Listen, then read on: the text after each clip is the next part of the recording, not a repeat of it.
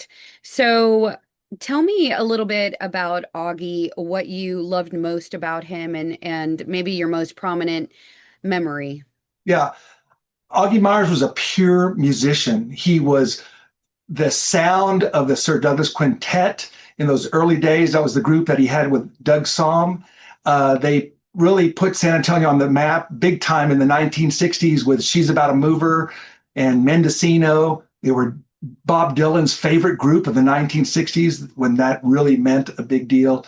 And I think Augie Meyers is going to be remembered as one of the great Texas musicians. I mean, he performed with everybody from Willie Nelson to Bob Dylan, and then that enduring relationship with Doug Sahm, who is also another patron saint of Texas music. And they forged a sound, a Tex-Mex sound that is so associated with San Antonio and with Texas. And then, of course, Augie Meyers, everybody loves, Hey, baby, ¿qué pasó? I mean, that is, who doesn't Yes, know I think that one? Who doesn't hoist the everybody beer here when he's knows that singing it? one. You know, Yeah, talk about just kind of his style of music and how it really, it's representation of the San Antonio community. You mentioned, mixing the English, Spanish, yes. and really having that at the forefront of being accepting of that's how we speak here. Yes. So his big hit, Hey Baby, ¿Qué pasó? That perfect Spanglish, done by Augie Meyers, famous, as he would say, white boy style, but he blended so easily between genres and really between groups. I mean, when he came up, he, like the Beatles, like Bob Dylan, like so many musicians, he's a child of the 50s sound, of that early rock and roll. So we need to think of Augie Meyers as this teenage kid growing up, with Elvis and Fats Domino, and then bringing that San Antonio element to it. And he played the Vox organ. So the Vox organ is a combo organ sound, but the way he played it was the way that a conjunto group might play the accordion, with a lot of upbeat and triplets. And so, it's almost not ironic, but it's made a lot of sense that years later he'd be playing with Flaco Jimenez and Freddie Fender and Doug Sahm in the Texas Tornadoes, another Grammy winning association. But Augie was known for that sound, but also he could play the accordion. He was very elegant on the piano. He could hang with any style of music. A lot of people may remember that Bob Dylan's most acclaimed record, Time Out of Mind, from the late 90s, won 3 Grammy Awards, including Album of the Year. And it's Augie Meyers is all over that record. And I don't know, I think it's with a sense of pride that we remember him here in San Antonio. We saw him at so many festivals with Texas Tornadoes. Old timers will remember, of course, that 60s heyday. He was just a beloved fellow. Tell me a little bit about his connection to the Whitliff collections. Yes. So Augie Meyers is represented here in the Whitliff collections where I work on the campus of Texas State University, probably most heavily in 2 collections that we have. One is the Sam Kendrick collection. Sam Kendrick is a journalist. He had Action Magazine. He chronicled all that outlaw country. He was good friends with Augie for many years. So you can learn a lot about Augie in that collection, the Sam Kendrick collection.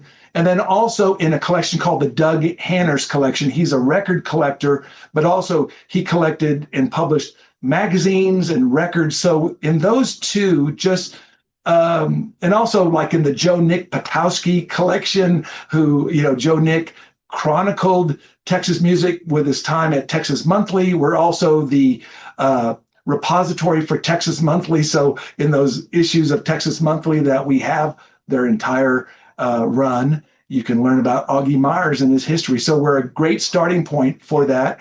And then I fondly remember a program that we did here in November of 2024 with Augie Meyers and Sam Kendrick, which included Claude Morgan and Sylvia Kirk, to talk about Sam's book, which had Augie all over it. So Augie Meyers was very much welcomed here at the Whitliff Collections and was a friend.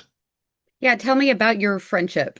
Yeah. Well, Augie Myers and Doug were fans of the teenage pop combo that my brother and I have, the Krayolas, and we recorded a lot with Augie Meyers. Augie Meyers, we recorded Augie Meyers songs. Augie recorded on our songs. A lot of times he called us the Augie Whisperers because we loved his music and we would arrange it uh, to suit our style. And Augie, he really, our friendship went back to the days when he would appear on the radio. He would sometimes rate records and talk about bands. So it meant a lot to us when we were very young for Augie Myers to say that he liked us. It meant the world to us. And then How old so were you years, at that time when you first met him?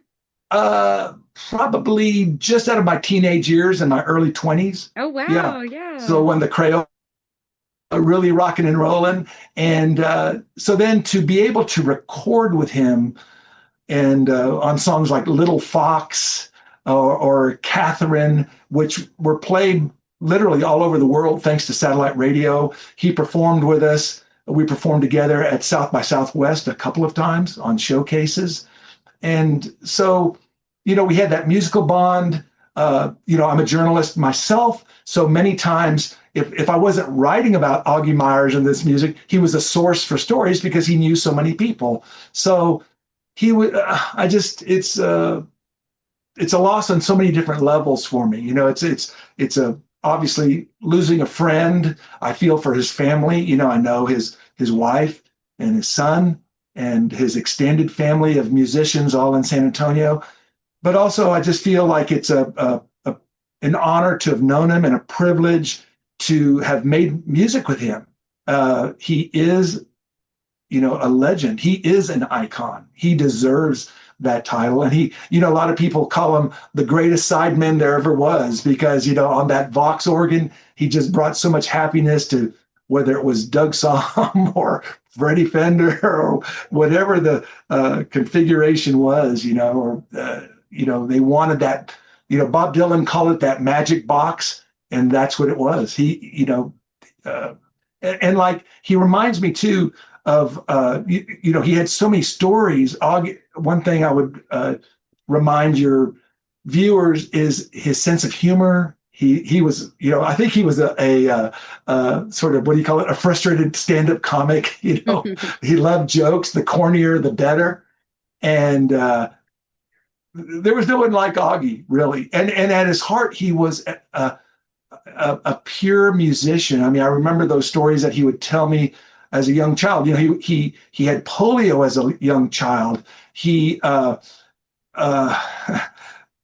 his grandmother made him play piano indoors and to while other kids were playing, and so he just music was in him. That's how he expressed himself, and he could play amazing guitar too. I remember one time playing something and then he just walked over and put his fingers on the on the fretboard, said, "Just put your hands here," And so I think all of us take a sense of pride. I have the photograph here of the Texas Tornadoes backstage when they were going to do a big Austin City Limits concert.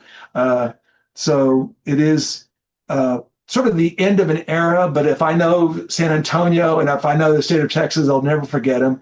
And he will continue to be an inspiration for musicians, young and old, for people that want that Tex-Mex sound or they want that special secret sauce, I call it, here from what San Antonio is. I mean, he was that pure San Antonio vibe, and he never forgot where he came from. He was down to earth till the very end.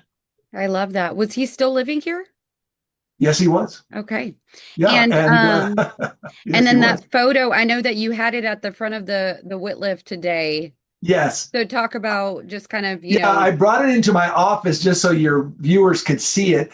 But that's a photograph by the great Scott Newton. Scott Newton is a person that for almost 50 years has taken photographs there at Austin City Limits, the TV show.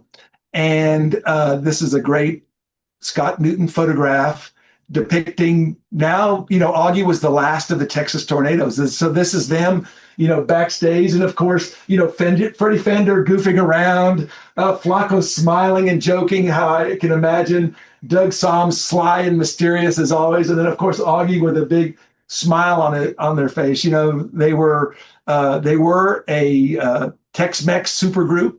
They were considered that. And I just think they sang in Spanish, they sang in English, they sang in Spanglish. They were incredible, just superstars. They were superstars here at home, before the world discovered them. And then, we should also think of them too, Ashley, as these people, we think of them as legends, right? But they're great ambassadors for our city. They really are great at taking that sound out to the world. And they played on so many stages with so many greats. They deserve all the accolades that they receive.